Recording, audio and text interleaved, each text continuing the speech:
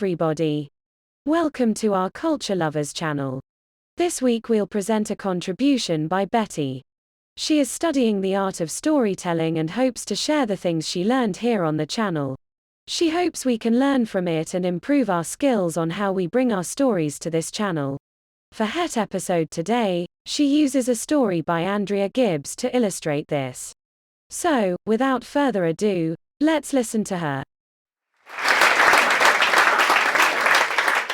I am not a scientist, but I do have a theory. The longer you've been single, and the more boring your job is, the more likely it is that you fall in love with someone you see at work every day. Whether it's a work colleague, a customer, or in my case the delivery man.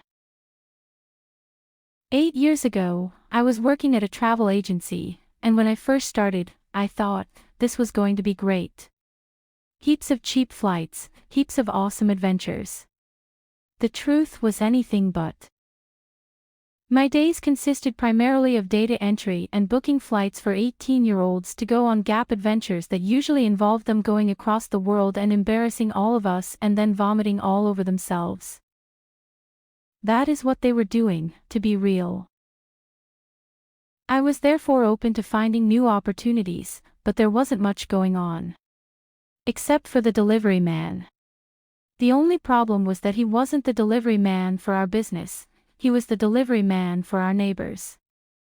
Therefore, my whole relationship with him has been him walking past our big shop front window and waving at me. And I would wave back. And time would stand still. There was so much love between us. He would wave sometimes as he passed and again, as he returned. That was a great day.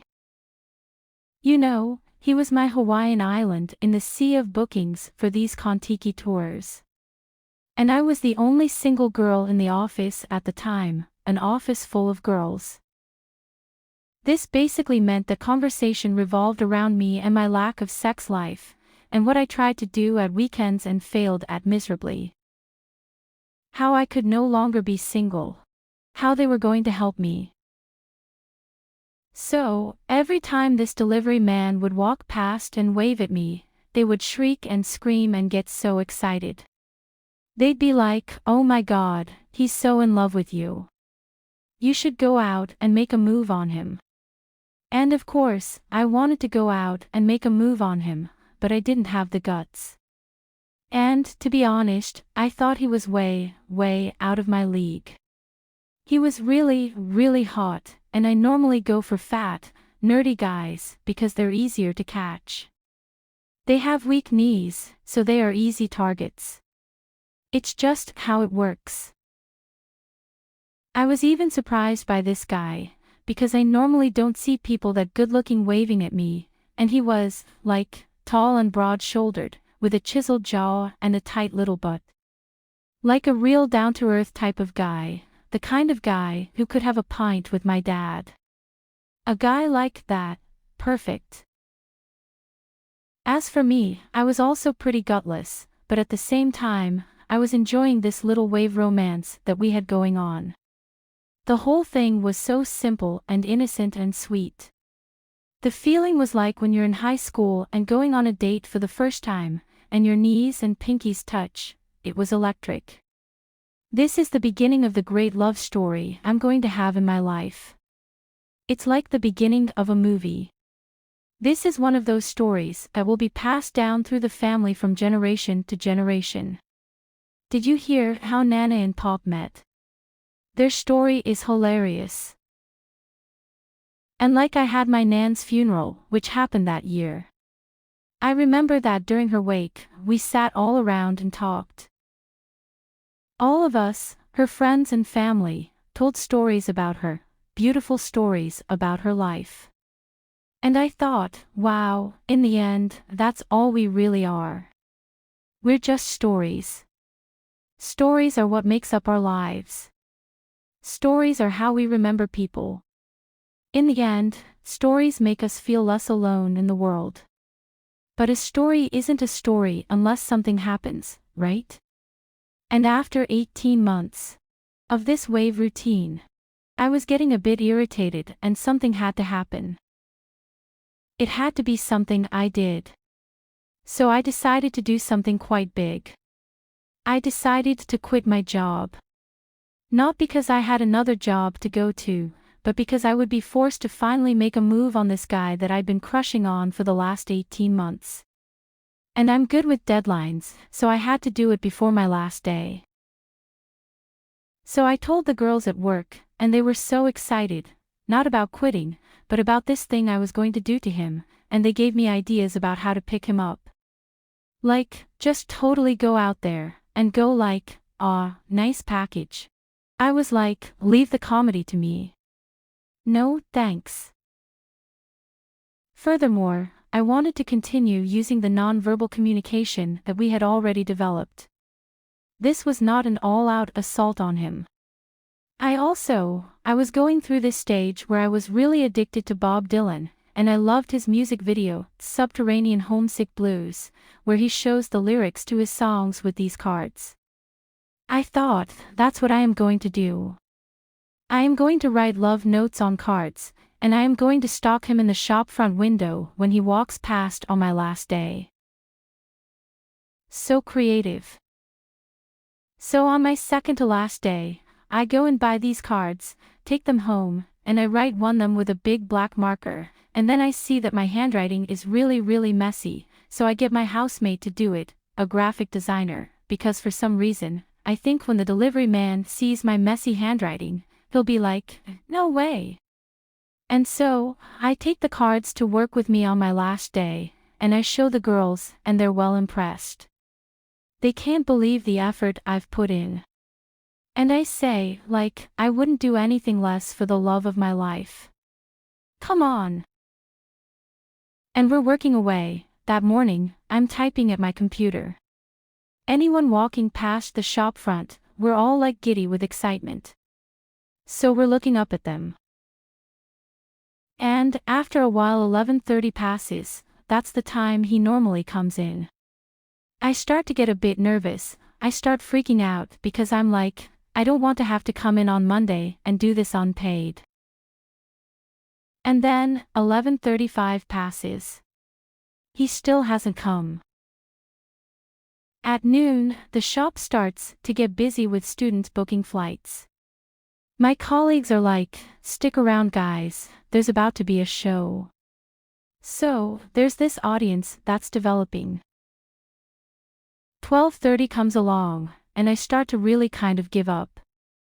I get up to go out the back to grab my lunch, and as I stand up, I see him walk straight past the window. And Wilma, my colleague, starts panicking, like, oh my God, you missed him. I'm like, calm down, Wilma. I wanted to get him on the way back.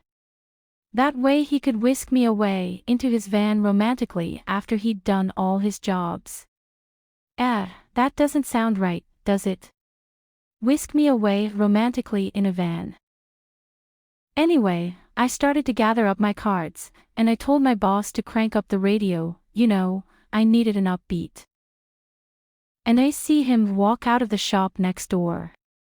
I position myself near the window, and just go for it.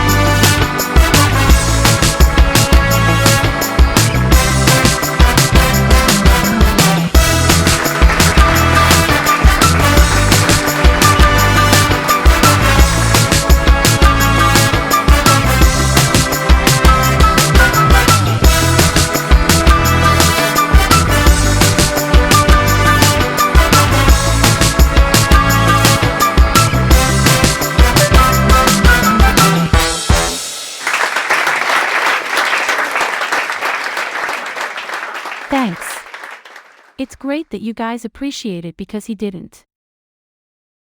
He pointed at the ring on his finger. I didn't know what to do, I was so embarrassed. Everyone had been cheering throughout the whole routine, was suddenly just looking at their computers, working away. And I was so embarrassed and shocked that I just put my head behind the cards. I wanted the floor to open up and just engulf me, but you know, science. That doesn't happen.